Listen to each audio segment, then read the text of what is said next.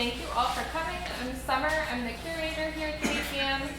Reminder to please turn off or silence your phones before we get started.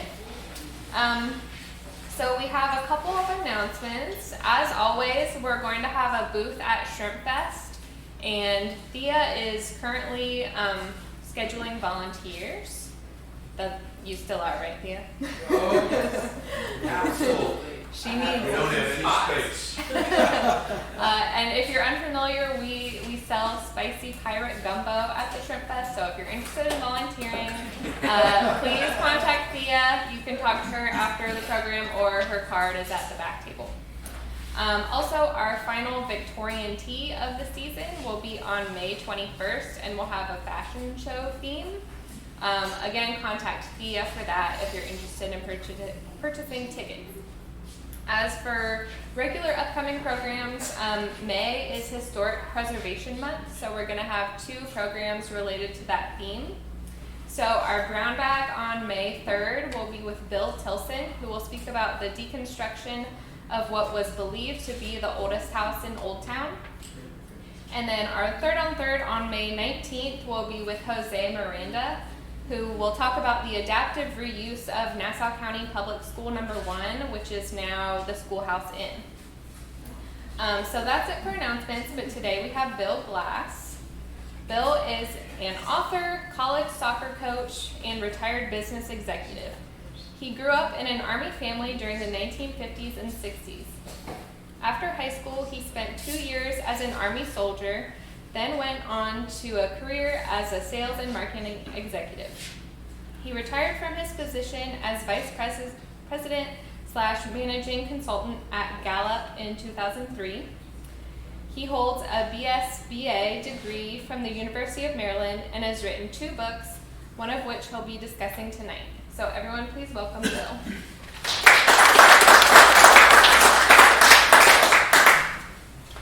Well, thank you very much. I appreciate everybody coming out. Summer, I appreciate you inviting me. And it's great to be here. I live in the low country of South Carolina, not far from Beaufort. I coach soccer, a little school up that way. And so what am I doing down here talking about history in an area that is steeped in history? Well, the fact is, my wife and I, who was in the back of the room back there, loved coming down to this area. You know, we started coming down to St. Mary's, Georgia, and going out to Cumberland Island. We would go camping and fishing and stuff out there. And then that was a kind of a natural thing, looking from the south end of Cumberland Island over here, thinking, we got to go over there. And we kind of fell in love with this area, and especially, you know, the Fort Clinch Park over here. We love hiking on those trails over there. So we're down here quite a bit, and it's great to be here talking a little bit about my experiences growing up in a military family. And I'm just wondering, do we have anyone else here who grew up in a military family? Yes. All right. Well, when I get out and about talking about my first book, which is As Good as Can Be, which is it's about my experiences growing up in the military. Now this is a novel, but it's pretty much fictionalized nonfiction, right? Only the names have been changed to protect the innocent and the guilty as well, and to keep me from getting sued, right? But for everybody who's had experience growing up in the military, you guys can fact check me a little bit, but it was really one of the things I'm happiest about with the comments that have been made about this book is that the military jargon and the military etiquette and all of that is very accurately portrayed, and that comes from having lived it for so long. So a little bit about, just by way of introduction, I spent the first 18 years of my life, as I said, as an Army brat. This photograph here was taken in Tehran, Iran, early 1950s. My father was a Signal Corps officer. He worked at the U.S. Embassy, and all those antennas that you see up on the roof of the embassies, those were there thanks to the Signal Corps and the Signal Corps group that my father commanded there to listen in on Russian radio traffic, Russian military radio traffic. So the Russian border is about 200, 250 miles from Tehran. So that was kind of what our family was doing, living in Iran at that time, and we really had a nice setup there in the house that we were living in and so on, because back in the early 50s, the American dollar went a long way. And which one is you? The hyperactive one right here. Well, case of ADD there, but and you know, another nice thing about some of the photographs that we have from back then is Signal Corps was also known for having some very good photographers who we could borrow every once in a while. So I went from being in the Army, finally after 18 years I got out, and then I enjoyed being a civilian for a while. It was wonderful. And then lo and behold, because I was having too much fun being a civilian and not being a college student, I got a letter from President Nixon saying he wanted me to get back in the Army. So I did. Now this was during the Vietnam era, but I ended up being sent to Korea during that time. And that's where I spent my service in Korea. I was assigned to be a guard at a nuclear weapons depot over there. So a lot of these things kind of resonate. Russian military radio traffic, nuclear weapons in Korea. But once I got done with my time in the military, I was happy to put the world of olive drab behind me and get into the bright lights of the business world. And I think Summer talked a little bit about, you know, my background in business. I got involved in sales and marketing. I was fortunate enough when I came out of the Army to get hired by a major company, even though I didn't have a college degree at that point. But I was hired on a veterans preference program based on a bunch of tests and stuff I took, and then just slowly worked my way up the corporate ladder, and meanwhile took a lot of night classes, weekend classes, and got my degree. But I was happy to retire from business about 20 years ago. I've been coaching youth soccer teams and travel teams playing soccer during my time in business, and I thought it would be fun once I retired to see if I could get a job coaching college soccer. And since my teams had won a couple state championships, I was happy to get a job at a little college in South Georgia. And currently we're coaching at a branch of University of South Carolina up in South Carolina.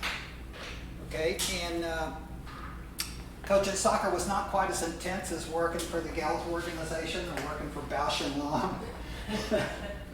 So I had a little bit more time on my hands, and already had this idea for a book in my mind, because we had quite a tumultuous life growing up, and I was able to sit down and start writing on it. 15 years later, I got it published. Took a little while to write it. So these are the books that I wrote, and they're really one book, to tell you the truth, because I had to break them in half, because this one's already too big. This is like 400 pages, and the publishers really would prefer you to stay below 300. So I found a good logical stopping off place for this, which basically goes back to when the main character gets out of the Army and gets a good job, and that's kind of the end of the first part. And the second part starts with some of the craziness in the business career and the married life. So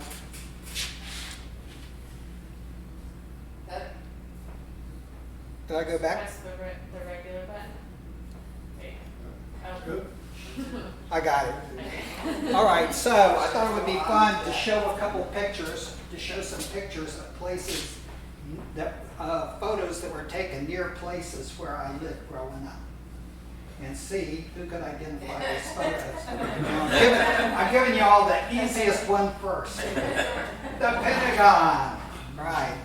Okay, so that's where my father actually ended his career as a full colonel. He was representing the Signal Corps at the Pentagon because at that time the main headquarters for the Signal Corps was Fort Monmouth, New Jersey. Okay, so they needed some representation at the Pentagon to get all the appropriations they wanted, the promotions and all that kind of thing. All right, here's another photo. We'll see who can pick this one out. Uh-oh, there we go. Who's got this one? Anybody? Germany? I hear Germany. Anybody name the town in Germany? Heidelberg? Heidelberg. Who said that?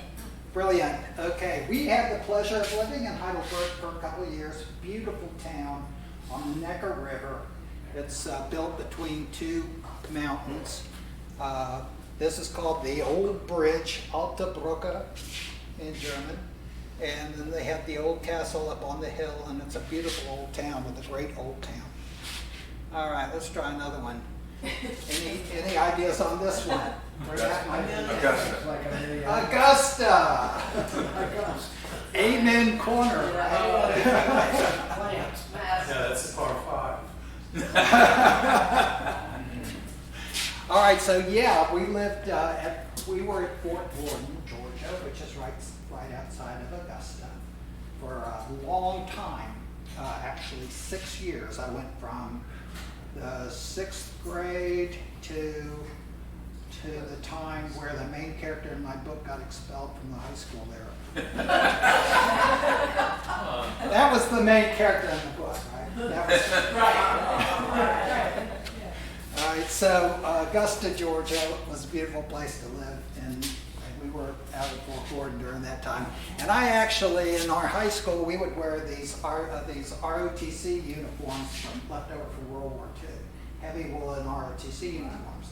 And we'd wear those like twice a day. We'd go out and drill with it M1 rifles. But all of that was worth it during Masters Week, because during Masters Week, we went out and held ropes to hold the crowds back wearing our ROTC uniforms, right? So I got to see all those great old time guys like Gene Saracen, Ben Hogan, Sam Snead, Gary Middlecoff, and got to see all the up and coming new stars like Gary Player, Jack Nicklaus, Arnold Palmer. So it was a great time to be in Augusta. All right, so anybody want to take a guess at this one?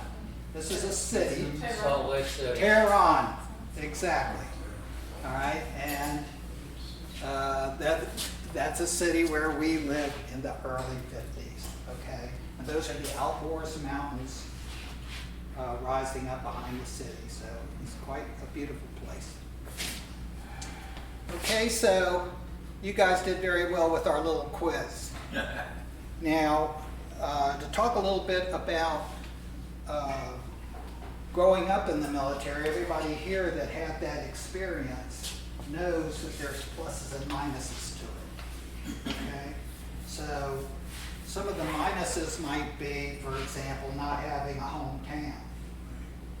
So when people hear people where I live in the low country of South Carolina, as soon as I open my mouth, they go, "Where are you from?" So, you know, and then I have to think of what answer I can give, you know. I can, usually the best answer I can come up with is all over. I was a military brat, you know. If I want to keep conversation short, I might claim my mother's hometown, which was Palestine, Texas, or my father's hometown, Coral Gables, Florida. I usually claim Palestine since I was a mother's boy. You know. But that's one of the disadvantages of growing up in the military. Now, we have a lot of friends where we live in South Carolina. The church we attend was founded in like 1804, which is very new for people who live around here. But a lot of the people who attend our church can trace their family back to the founders of the church and even before that.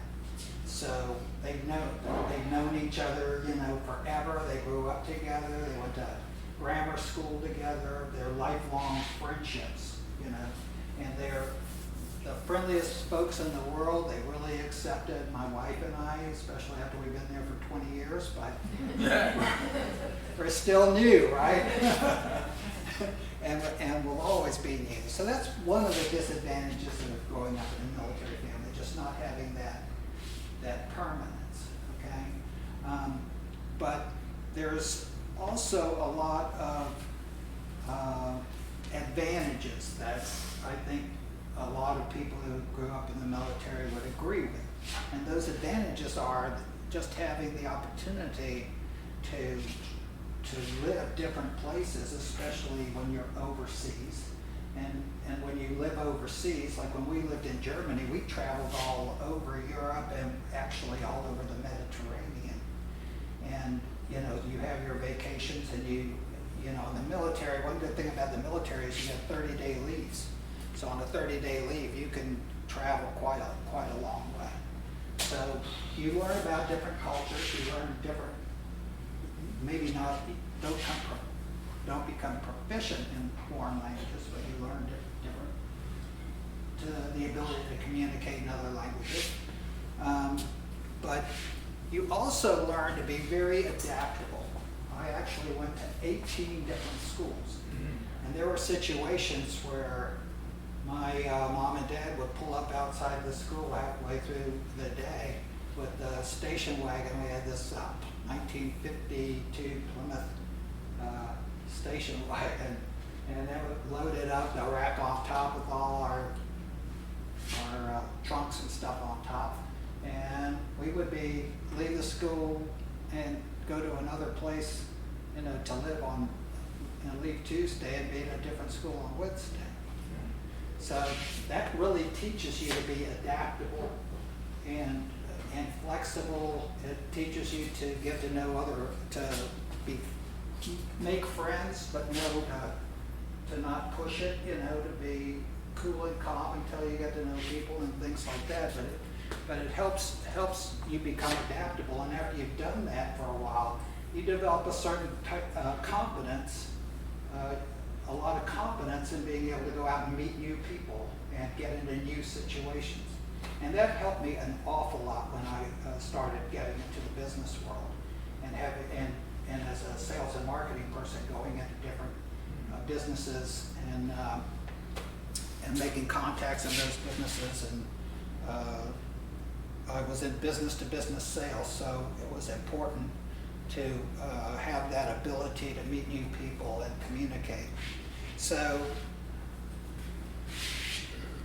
that's a little bit about growing up. I'll also say that, growing up in the 1950s in the Army was very much integrated at that point. So I grew up with kids who were from all different races, religions, and so on. And it really helped me to just really be pretty much colorblind. It was a kid with a kid. We didn't really have any racial differences in the military because the military got integrated so much earlier than, for example, other parts of the South, and especially the parts of the South my parents were from. So I remember when I was in grammar school, I got into a fist fight with a black kid, and it was really, afterwards, guess what? When you're in grammar school and you get into a fight with somebody, what happens? You become best friends with them, right? So next thing you know, we're buddies, right? So once you bury the hatchet and the fight's over, then now you're friends. And so I think that really was a help to me growing up. I know when we moved to Augusta, Georgia in 1960, the school, nothing was integrated at that point. It was still kind of Jim Crow situation there, and it was really kind of a shock to run into that. Okay, so those are some of the things about growing up in the military. Now, when you're in the military, in a military family, some of the earth-shaking events that might not affect people so much who are back in the States can have a more profound effect. So, for example, we'll talk about some of the events that I mentioned in my novel that had a big effect on me and my family growing up. So some of these events were, for example, North Korea invading South Korea in 1950. That's mentioned several times in my book because my father was in Korea shortly after World War II, and we talk about that in this novel, some of the episodes that he had there. Okay, he was sent over right after World War II to help process the Japanese out and then help run that country until the Koreans could have elections and things. And then, as I mentioned earlier, I was in Korea myself after the Korean War. So there's a lot about the events in Korea in my book. In 1953, the CIA overthrew Mohammad Mossadegh, Prime Minister of Iran. And as you saw before, we lived in Tehran, and we were living there about that time. So some of the events that occurred around the time of that coup are very important to the story. Okay, and then you have Russia invaded Hungary. We were living in Germany. I think it was Heidelberg at the time that the Russians invaded Hungary. And I can tell you that there was a lot of nervous people. The military was thinking, are we going to need to evacuate all the dependents, all the non-military people that we have over here? What are the Russians going to do next? They sent something like 1,200 tanks in there and half their army, and they had a huge army at that point. They still hadn't really demobilized after World War II. So that was a real shocking thing for us. And then the whole Vietnam situation, starting in 1961 with advisors, and after President Kennedy was assassinated, that heated up even more. And Lyndon Johnson then went with combat troops into Vietnam. So everybody who grew up during that era, that was a backdrop to your life. That was something hanging over your head, whether you were in the military, as I was. And in this book, I talk a lot about at Fort Gordon, how it went from being a sleepy southern post, all of a sudden we had infantry basic training and or advanced infantry training going on there, which it had always been a Signal Corps base, and now we had the infantry taking over the base, and even before the actual troops were sent over there, there was the war was in the air, put it that way. All of a sudden, the money was coming in, and one reason we were at Fort Gordon so long is because my father had a couple different jobs there. At first, he was working in his intelligence capacity, working with intelligence gathering capabilities, or signals intelligence that the Signal Corps did. But then, when the Vietnam War started heating up, and the Signal Corps got money to build a new signal school. So he was given the job of building the Southeastern Signal School to replace all these old wooden barracks, like in that first picture I had.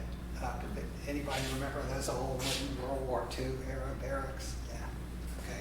Well, that's all that we had at Fort Gordon until around 1965, when they started putting up the new brick buildings. So each of these historical events has had a lot of ramifications, not just for military people, but for everybody. And one thing you'll notice about all of these is that we're still living with the downstream effects of all of these things. There's still almost daily news that we hear about, especially about, Korea, Iran, and the Russians doing their normal drill, right? So we don't have time to go into each of these in detail. A lot of really good books have been written about all those events that I had listed.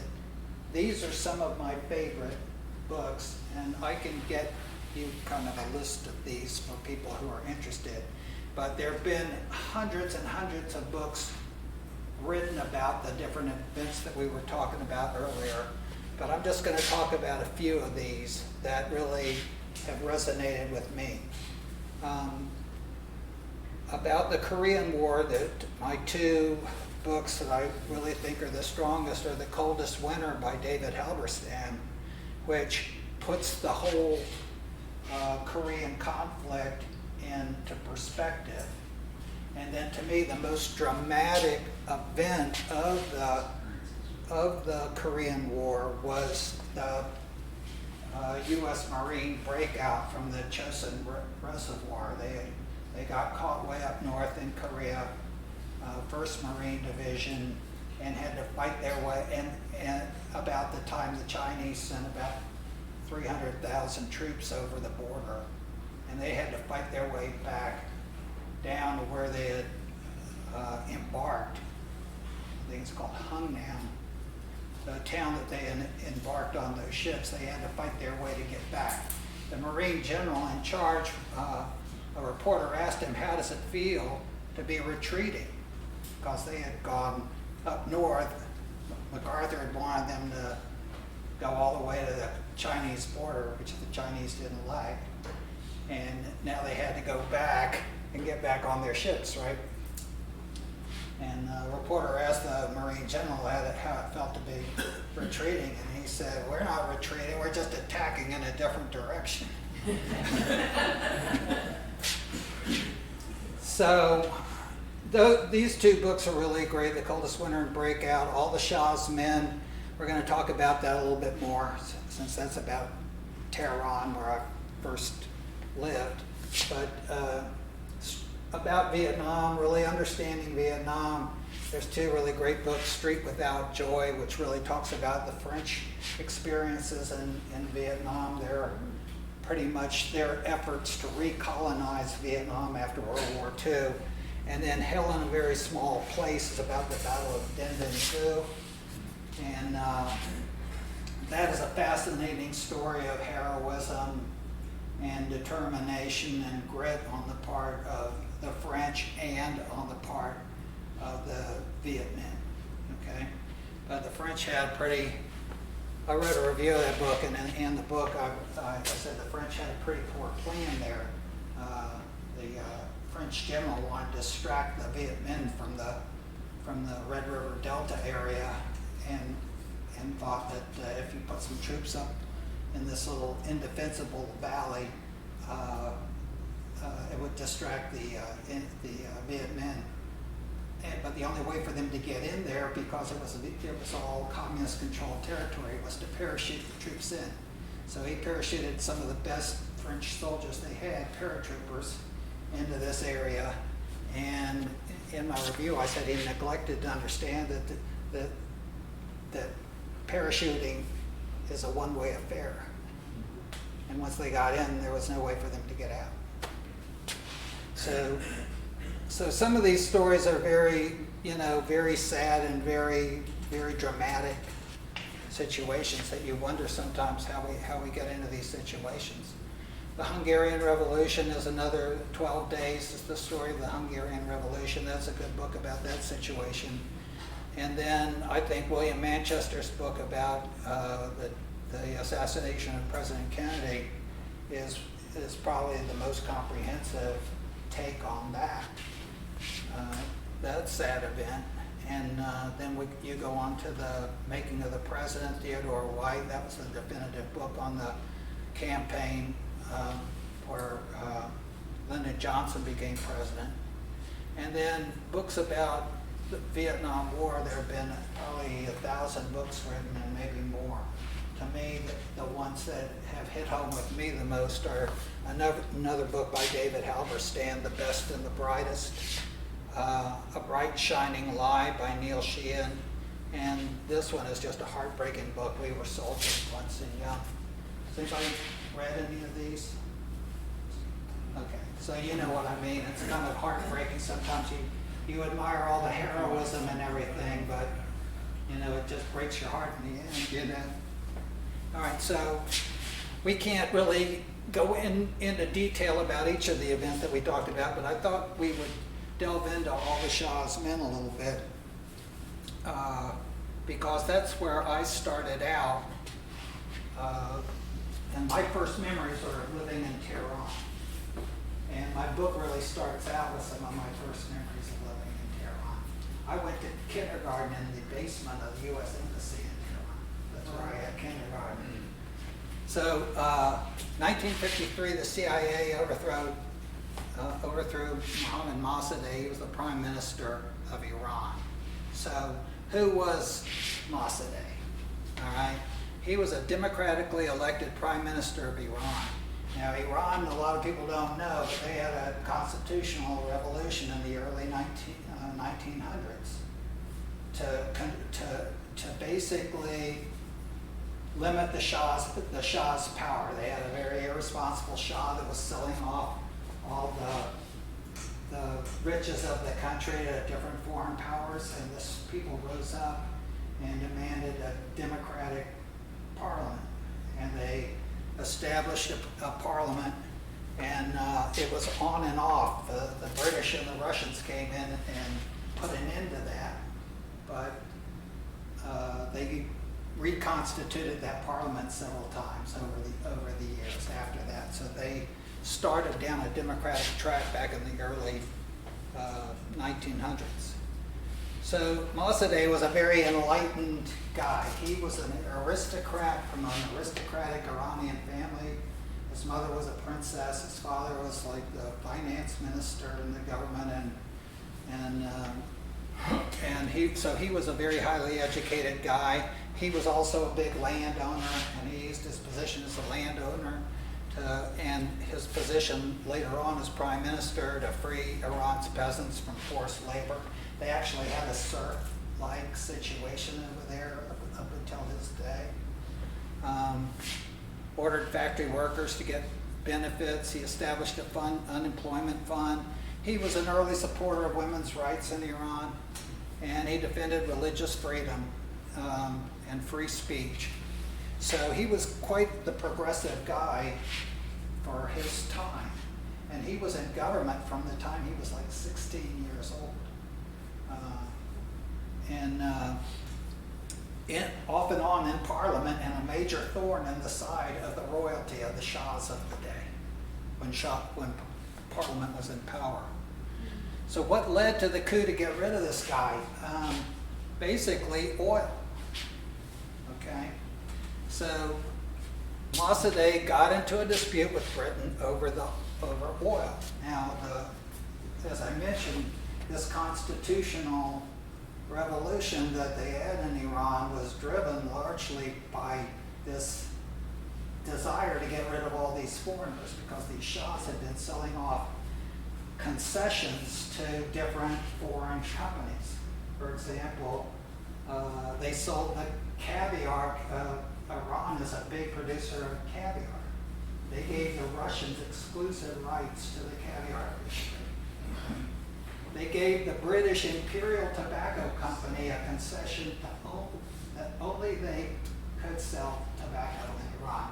Now, Iran grows tobacco, so they had been accustomed to growing tobacco and having their own tobacco industry there. All the industries, the transportation, the banking, all of that, the Shahs sold the rights to do all of those different things to foreign countries. Why? To get money. What for? Well, they had a very decadent series of Shahs in power from the middle 1700s to the middle 1800s. One of these guys had a harem with 1,600 folks in it, divided up between wives, concubines and eunuchs, right? Keep that lifestyle going. They were just selling off everything of value, and then in the early 1900s, they sold the rights to the oil to a British explorer. Okay, so a lot of these deals were done with bribery, you know, and a lot of dishonesty and a lot of shenanigans. Right? So Mossadegh thought that the British were exploiting Iran. The British thought they were being wonderful. They were just convinced that they were a blessing to Iran and would not negotiate in any way, shape, or form. The British, they were giving Iran 16% of the profits on the oil. That was the agreement that they had. But they wouldn't let the Iranians look at the books. Okay. And there was a lot, any outsider that looked at it knew that there was a lot of shenanigans going on there. For example, one reason the British wanted the oil was for their Navy, and they were basically giving the oil to the Navy at no cost, right? The British government owned 51% of the Anglo-Iranian oil company. So, and then private British investors owned the rest. So this was the British government owned this company. So when compromise could not be reached, and this dragged on, it's almost like reading about the lead up to the American Civil War. They tried and tried and tried to work out some agreement, but the British would not negotiate, and Mossadegh was not going to give in on the basic principle that it was the oil belonged to Iran. So when they couldn't come to an agreement, Mossadegh nationalized the Anglo-Iranian Oil Company around 1950. And at that point, I should say all hell broke loose, right? The British completely lost it because in 1950 they were their economy had been shattered by World War II, and the profits from this oil were really keeping the British economy afloat. You would think they would have negotiated a little bit more based on that, but their whole attitude was, we're not going to deal with a bunch of natives. You know, what do they know? They're ignorant, backward country, you know, so we're just not going to negotiate with them. We'll just hammer them. So Britain's first choice was to invade Iran, but they needed American help to do that, and Truman said no. So the British decided to wait until after the 1952 American elections because Truman was done, he wasn't running anymore. In the meantime, the British pretty much destroyed Iran's economy. They blockaded all the ports so the Iranians couldn't export anything, not their silk, not anything, including all the oil that was in storage at this refinery, at Abadan refinery. And then they started creating chaos in Iran by paying off street gangs, the clergy, politicians, and whatnot. They got all these riots and ferment going in Iran. So that was the backdrop to when Eisenhower got elected. All that was going on. Eisenhower came in and he pretty much turned over the foreign policy to John Foster Dulles, who was an old Cold Warrior. And the British knew how to play him. They said, hey, look at all this chaos in Iran. It's going to lead to communism. You know, we need to get rid of this Mossadegh guy and put a strong leader in there, otherwise it's going to go communist. So Ike was hard to persuade at first. He was hoping to find a compromise, but after a while he gave tacit approval to the idea that they, instead of invading the country, they were going to do a coup. They were going to overthrow Mossadegh. The CIA had to be the one to do it because guess what? Mossadegh got wind of it and kicked the British completely out of Iran. He cleaned out the embassy, and the embassy was where all the British spies and agents and saboteurs were located. Okay, but the CIA, the Americans were still very well thought of in Iran and pretty much had carte blanche there. So how did the coup unfold? All right. So British agents in Iran turned over all their saboteurs, subversives, agents, spies, gang leaders, troublemakers, whatever. Turned over all those assets to the CIA to manage. Dulles sent $1 million to the Tehran station to pay off all these religious leaders, politicians, street gangs, and so on, to get them to go on a rampage, basically, in Tehran. The Shah signed orders dismissing Mossadegh. The Shah had to be persuaded to do that. He was a real weak sister, They had to argue with him and have all these midnight meetings. The CIA agent was a guy named Kermit Washington, great-grandson of the president. He would meet with the Shah at midnight in the car parked outside the palace. He would get there, go up the street, he'd hide in the back of the car with a blanket over him until he got there, because he was undercover in Iran at the time, right? And he had to persuade the Shah to go along with this coup. Otherwise, it wasn't going to happen, because they needed the Shah to sign these orders firing Mossadegh. He didn't have the authority to do it. The parliament at that time was in authority in Iran. It was the elected parliament that was in charge. The Shah didn't have the authority to do it, but it would give the coup an aura of legitimacy to have those papers, and they wanted those papers. So the Shah did sign the orders, but he was such a weakling. His condition was that as soon as he signed them, he got to flee the country, which he did. Yeah. Well, first he went to a hunting lodge to see how the coup turned out, right? And then he flew to Baghdad. He was actually a pilot. He flew his own plane over there. He had a Beechcraft. So you've got all this chaos going on. They recruited some generals that commanded troops, and so you had the riots, the mobs, and then the troops that were loyal to the Shah attacked government buildings, and then went and attacked Mossadegh's house. And there was actually a big firefight at his house. Tanks, I think he was an artillery piece, and ultimately he was arrested. Okay, 300 of his loyalists were killed at that site. So he was replaced by a General Zahidi, who was basically just a bagman for the Shah. So what's the aftermath? Well, after all that, Britain only ended up with 40% of what they used to own 100% of. If they negotiated, they might have done better. But the final solution was they wanted to come back. The British wanted to come back, and the Shah said, I would get killed if I brought you back.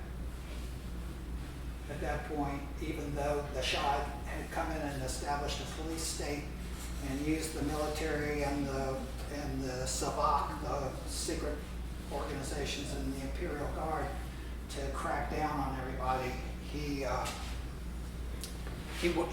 felt like if he had brought the British back, he'd had another revolution going on. So the British ended up with 40% of the Iran oil. Guess who got 40%? We did. American oil companies got 40%. Why? We did the dirty work, right? Okay, and then a couple other French and Dutch companies shared out the rest, and I'm not clear on why they got it. Now they agree to give Iran 50% at that point, after all of this. And the British refused adamantly to raise it up above the 16% that was in the original deal. So the Shah consolidated power, fired Zahidi, created a police state, and then, as we all know, he got ousted by the Islamic Revolution in 1979. And things were going to be bad at that point anyway. You basically got a clerical fascist government in Iran at that point. But what turned it from bad to worse was Jimmy Carter allowing the Shah to come to Los Angeles. That's 2 days later is when they stormed the embassy over there. So each of those events that I put up earlier and some of those books I mentioned are all just as dramatic as this situation. And it's actually quite intimidating to be a novelist when reality is so, true history is so dramatic itself. But I thought what I might do, since we have a little bit of time left, is read a little bit from my novel, a scene that took place in Iran when I was a kid over there. It was kind of dramatic. So this situation, this army family is living in Iran, and you have the father's a guy named Lieutenant Colonel Knight, and his wife's named Bobby, and they have 4 kids, and they run into a real difficult situation in that Bobby was out with the family car shopping, got in an accident, ran over an Iranian pedestrian who died. Okay, so now the State Department and the Army want the Knights to leave Iran, but because the alternative is to go to an Iranian court. But Bobby is a real tough cookie, and she says, no, I ain't leaving. I didn't do anything wrong. The guy pushed that cart right in front of the car. I'm going to go to court. All right, so this is how this plays out. It's a bleak, wintry morning in downtown Tehran. Snow crunches under the feet of people waiting to enter Sharia court. Women in the queue are covered from head to toe by burqas, while most of the men are in peasant attire, consisting of baggy pants, long, voluminously sleeved shirts, and knee-length woolen vests. They look on impassively as 3 four-door Chevrolets pull up. Bobby and Lieutenant Colonel Knight are in the middle car, while the other 2 are occupied by Marine embassy guards who, like Knight, are wearing civilian attire. The Marines leap from their vehicles and escort Bobby and her husband into the ornate red brick courthouse. Inside, ancient brass chandeliers hang from the rafters. Below them, rows of benches are rapidly filling with spectators. At the front of the hall, a raised dais supports 3 throne-like chairs and a podium set off to one side. No one is on stage at present.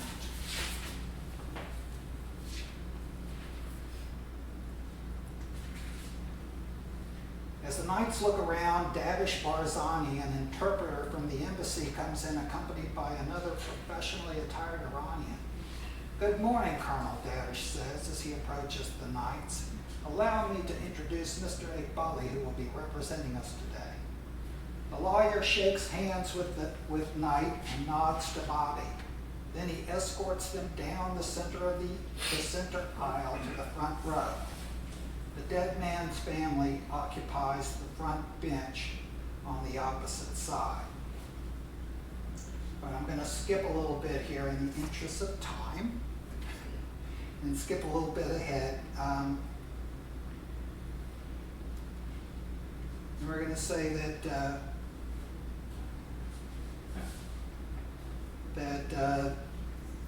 there's several witnesses that come up, and then there's a lunch break. After the lunch break, everybody returns to the court, and soon the courtroom is full and people must be turned away at the door. Inside, instead of departing, these latecomers remain outside. Inside the courtroom, the crowd noise ebbs as the judge returns to the stage. Then the plaintiff's attorney calls his next witness. He's a bearded, robed, and turbaned man who approaches the podium and then begins to rhythmically bash himself on the chest, first with one open palm and then the other. The men in the courtroom rise and join in. Meanwhile, Mr. Iqbali returns to the knight's bench and sits next to Davish. He talks at length with the interpreter as thunderclaps reverberate off the exposed brick walls. Having been briefed on developments of the case, Davish now turns to the knights. The family has one more witness and it'll be our turn, he explains. But God be praised, Mr. Iqbali feasted the brother at lunch and got a settlement. How much, Knight asks. $5 million to the family and $1 million for their lawyer. You also owe Mr. Iqbali $1 million. What, Knight exclaims, that's much more than usual. The brother says he's sticking his neck way out on this, Davish replies. His sister will do what he says, so we either make this deal or else. Or else what? Sharia law says an eye for an eye, Davish explains. That means the punishment for your wife would be death. The family can choose the method. They could elect to have her tied to a stake and one of them run her over with a car. Wow.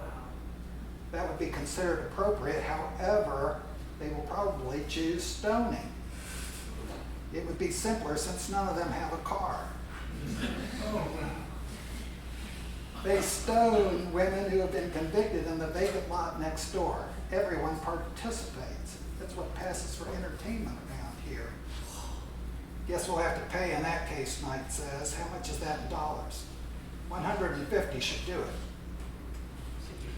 So just skipping ahead a little bit, while they're taking care of getting the money together, Bobby is at the podium. She launches into her speech expressing regret, remorse, sorrow, despair, and every other emotion she thinks might help the situation. She fervently wishes none of this had happened. The dead man was a pushcart peddler bringing bundles of twigs from the country to sell as kindling. Bobby pities his impoverished family. They have now lost their breadwinner. As Bobby drones on, frequently pausing for Davish's interpretation, the spectators grow increasingly restless.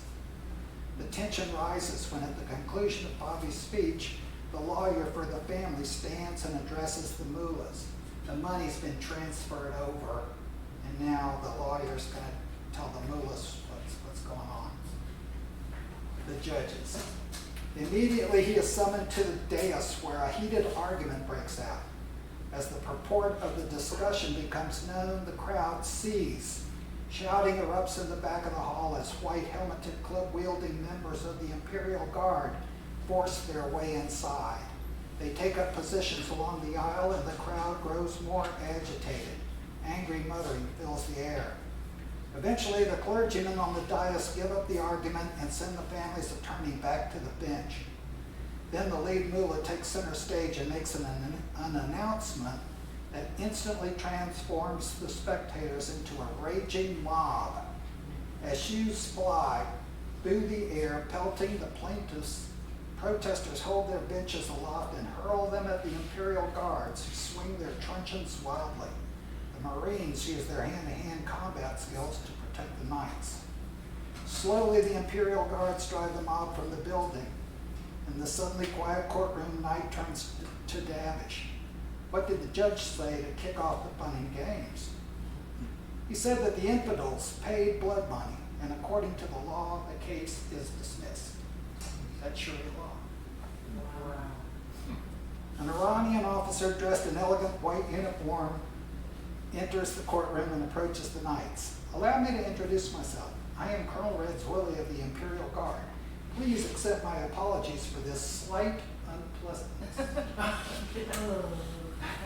The officer dismissively waves his arm to indicate the demolished interior and the scores of prone figures bleeding on the floor. Nothing your boys can handle, I see, Knight grins. It is an honor to be of service, the Iranian officer replies with a slight bow. Now come, and I will see you safely on your way. Wow. So we had to get a little bit dramatic there to to try to keep up with the true events, right? But that's another benefit of making it fiction, in that making my book fiction, because if it was a memoir, which is what I started to write, I wouldn't have been able to write this because I wasn't there. I only heard about it when I was around 12 or 13 years old. I only heard It about that happens, story. but. Pardon? It happens, but you were Yeah. having the memory. Well, they didn't tell us kids that Mama almost got stoned, and they didn't mean at the bar. All right, so that's kind of my presentation. Any questions that I could take? My website is just williamaglass.com. I had to go with William A. Glass rather than Bill Glass because of there's another author named Bill Glass. I used to be a tackle for the Cleveland Browns, but that's a whole other story. Chris? What is your favorite place that you traveled to while being in the military? The favorite place I traveled to Yeah. in the military? That's a very good question. Paris. Oh. But I tell you what, you cannot get away from history, because when we went to visit Paris, there were machine gun toting guards on every corner because the Algerian revolution was going on. Where basically the French government ordered the evacuation of Algeria because of a similar situation to this. This is post-colonial times where these colonial powers did not get that colonialism was over and wanted to hang in there. But after a lot of fighting in Algeria for a long time, the French government decided to give up. Well, the army in Algeria, the generals in Algeria, the French generals said, we ain't giving up. And they basically went to war with the French government over that issue. So it was a very dicey situation over there. So that's a good question, but Paris was still beautiful. It's just a beautiful city. Any other questions? All right, well, thank you. Thank you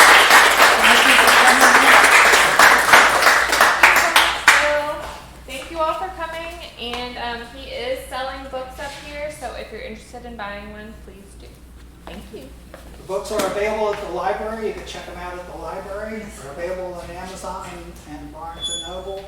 I'd also be happy to sign one for anybody who would be interested.